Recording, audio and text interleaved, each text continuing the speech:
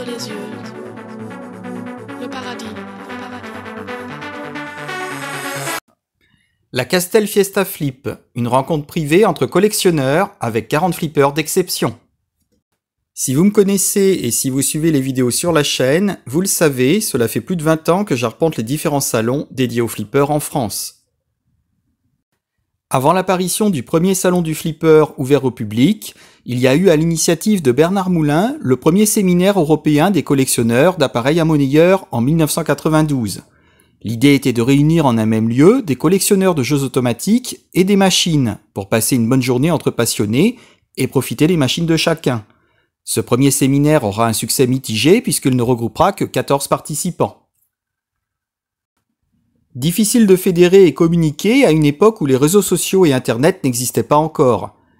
En 1999 et en 2000, grâce à l'aide de la municipalité vierzonnaise, des chapiteaux furent installés pour que l'événement s'ouvre au grand public. Ces salons ont pour vocation de réunir les passionnés et de faire découvrir au public le flipper. À l'époque, le flipper était encore considéré comme un jeu d'exploitation et était à ce titre principalement dans les mains des exploitants. Les particuliers possédant un flipper à la maison faisaient figure d'exception. Aujourd'hui, le marché a changé.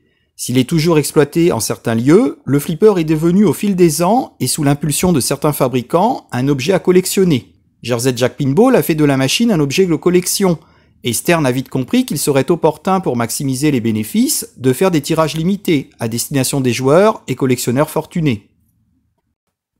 Aujourd'hui, on se retrouve avec des modèles basiques à 10 000 €, destinés principalement aux exploitants, et des modèles collector allant de 15 000 à parfois plus de 25 000 €.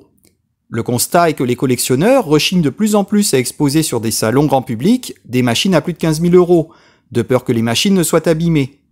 Difficile aussi de motiver des professionnels à apporter des machines sur les salons pour faire découvrir des nouveautés. Heureusement, certains pros fidèles jouent encore le jeu et c'est tant mieux, car il en va de la survie de ces salons.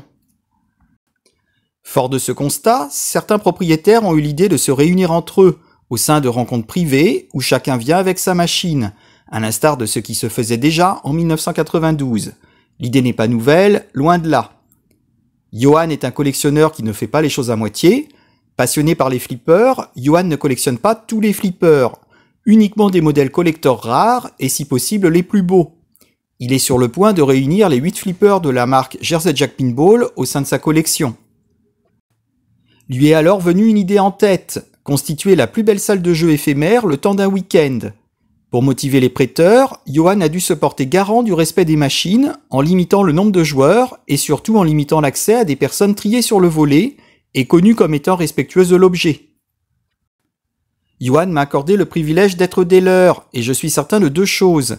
Il s'est donné beaucoup de mal à réunir toutes ces belles machines et c'était certainement la plus belle rencontre privée au vu des machines présentes.